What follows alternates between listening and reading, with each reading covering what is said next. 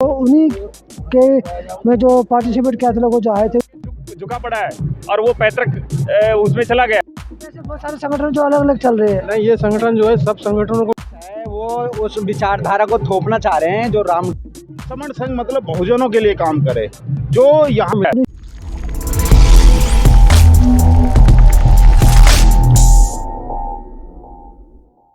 नमस्कार, मैं विजय कुमार तालकटोरा स्टेडियम से दिल्ली के अंदर। और आज यहाँ पे समन संघ का प्रोग्राम हुआ था जिसके अंदर SC ST OBC माइनॉरिटी सभी लोगों को एक मंच पे लाके एक साथ इकट्ठा चलाना चाहते हैं और एक विचारधारा में रखना चाहते हैं जो बाबा साहब डॉक्टर भीमराव अम्बेडकर और तमाम बहुजन महापुरुषों ने भी कहा था। तो उन्हीं के में जो पार्टिसिपेट किया था लोगों जो आए थे उन्हीं से जानकारी देते हैं। क्या है समन संघ सारा?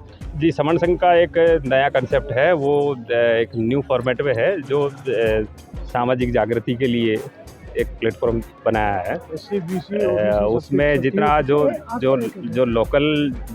लोकलिटीज़ जो है जो स्पेशल फॉर इंडियंस उनके लिए है।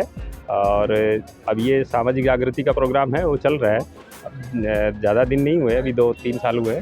और बहुत सारे बहुजन संगठन चल रहे हैं, वो सभी एक ही संगठन बना के अगर काम करें तो बेटर नहीं रहेगा?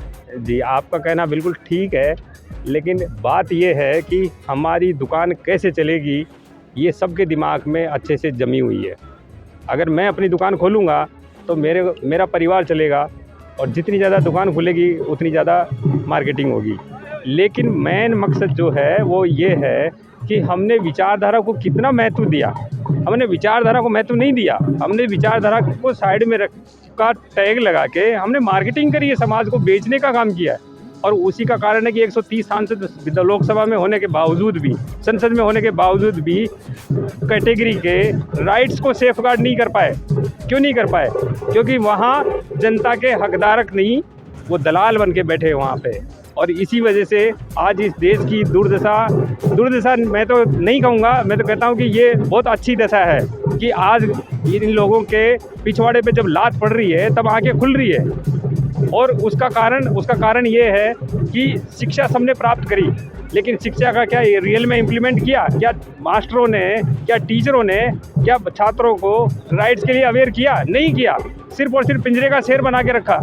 और उसका रिजल्ट ये आया कि ये 2014 में जिस सरकार को नहीं आना चाहिए था वो सरकार आई, और 2019 में भी आई, 2019 में आई, और रिपीट क्यों हो रही है? 24 में भी आएगी।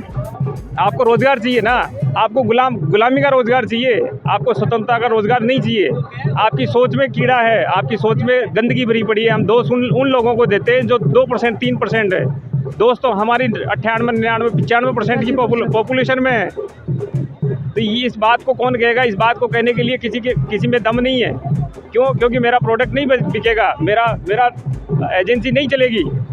और जब तक एजेंसी नहीं चलेगी मेरी बात को मैं है ना दलालों को नहीं बेच पाऊंगा। सर, बहुजन समाज के पास तो मीडिया तो है नहीं, तो कैसे आगे बढ़ेंगे, वो कैसे करेंगे? इतने साल हो गए, काशीराम जी ने मूवमेंट चलाया, उस काशीराम जी का मूवमेंट कहाँ चला गया?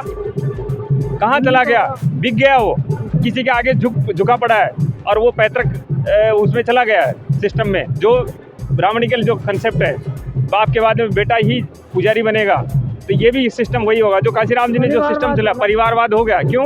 जब आपके पास क्वालिटी नहीं थी तो आपने क्यों उसको अपॉइंट किया? क्यों उस सिस्टम का क्यों खात्मा किया? और रही बात आइडियोलॉजी की, आज इतने इंटेलेक्चुअल पर्सन होंगे, इस जमेले में आए होंगे, इतना बड़ा प्रोग्राम है, आज पूरा इंडिया लेवल का प्रोग्राम है। कितने लोग हैं जो रियल में टेक्नोलॉजी, साइंस और जो इन्वेंशन है उसके बारे में कितना जानते हैं? सिर्फ और सिर्फ पूंछ पकड़ के चलना चाहते हैं। उससे कुछ नहीं होने वाला। तुम गुलाम थे, गुलाम रहोगे और गुलाम भी आगे बने रहोगे। तो निकलेंगे कैसे गुलामी से? इसका कारण है कि आपको साइंस की तरफ जाना पड़ेगा, टेक्नोलॉजी की तरफ जाना पड़ेगा। आपके इतने सारे लोग हैं, इन्हीं लोगों में मैं 99% ऐसे लोग बता दूंगा जिनके घरों में 2 तरह की मेंटलिटी चलती है। यहाँ दिखाने के लिए सिर्फ सर पे ताज लगा के आते हैं कि हम बाबा साहब के अनुयायी हैं, लेकिन इनके घर में जाके देखो तो इनके घरवालियाँ, इनके बच्चे आज भी है मंदिरों में चल के आते हैं। कितने सहमत इनकी बातों से? कितना सहमत इनकी बातों से पूर्ण रूप में सहमत है। ये जो सम्मेलन हो रहा है SC BC माइनॉरिटी की जागृति के लिए हो रहा है, ये जो है उनके पिछलग्गू बन गए हैं। ठीक है, राम से देश नहीं चलने वाला है। देश चलेगा रोजगार से, शिक्षा से, बेरोजगारी हटाने से। सर एक पैगाम भी संगठन है जो इसी तरह का काम कर रहा है। कौन सा संगठन? पैगाम नाम का एक संगठन है जो काफ़ी सालों से चल रहा है, इसकी जानकारी नहीं हमें। क्योंकि ऐसे बहुत सारे संगठन जो अलग अलग चल रहे हैं। नहीं, ये संगठन जो है सब संगठनों को मिला करके एक संगठन बन रहा है। संघ, ये संघ बन रहा है, संगठन नहीं है ये। परिसंघ जिसको कह सकते हैं। हाँ, संघ है ये। तो आप ये बताओ कि बहुजन समाज को अंधेरे से निकाल कैसे सकते हैं? शिक्षा से, जागृति से, शिक्षा तो बिक चुकी है। रूढ़िवादिता को खत्म करने से। जो रूढ़ियाँ चली आ रही हैं कि राम को पूजो, राम से पूजने से ही हमारा जो समाज है नीचे जा रहा है, वो जागृत नहीं हो पा रहा उससे। उसके अभी क्या कहते हैं 22 जनवरी को दुनिया ने झंडे लगा दिए अपने घरों पे। हम लोगों ने नहीं झंडे लगाए हैं, ये गलत है। ये हमारी जो अनुसूचित जाति के लोग हैं उन्होंने झंडे नहीं लगाए इनके, ना इनकी पूजा अर्चना कर रहे हैं वो। ये धोखा है ये। तो राम की पूजा में क्या बुराई है? राम की पूजा, राम तो सवर्णों के हैं, बैकवर्ड एसटी के कहाँ राम है? वो तो उनकी दुकान चल रही है राम से, हमारी दुकान थोड़ी चल रही है इससे। हम तो नीचे जा रहे हैं राम के नाम से। तो समाज उठेगा कैसे? समाज जागृति से उठेगा, शिक्षा से उठेगा, संघ से उठेगा, जो संघ उनको जागृत कर रहा है।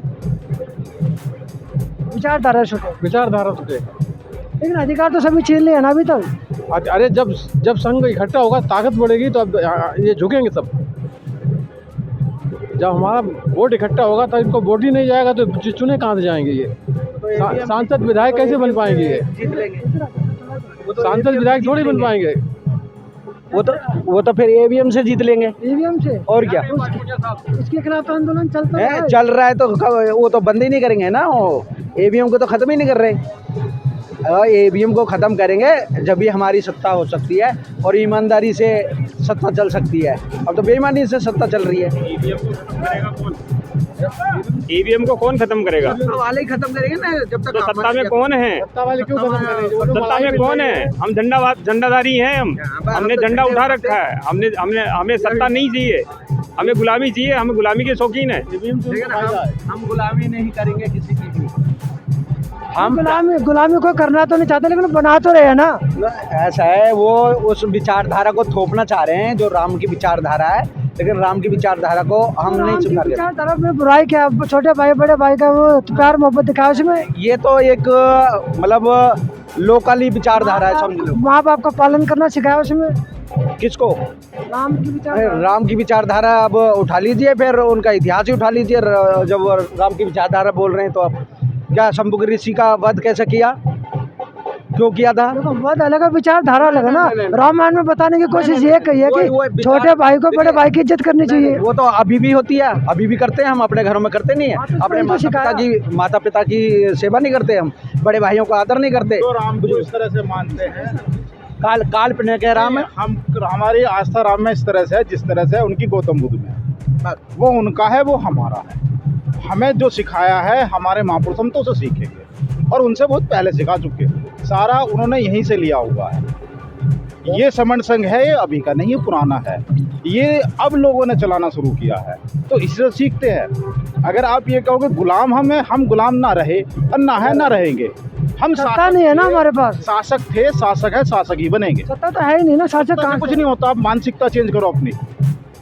कुछ पारसी समाज कुछ ही लोग हैं, सत्ता से कोई फर्क नहीं पड़ता उन्हें। ठीक, अपने आप को पहले मजबूत करो। अपने समण संघ को, अपने संघ को, अपने समाज को, अपनी संस्कृति को मजबूत करो। हमारी संस्कृति जब मजबूत हो जाएगी तो अपने आप आ जाएगा। उन्होंने क्या किया? यही तो किया। हमें का मतलब नहीं, संस्कृति से मतलब है। हम गौतम बुद्ध की संस्कृति है, वो समण संघ की संस्कृति जो भारत की संस्कृति है, बहुजनों की संस्कृति है, हमें तो वो लेके आनी है।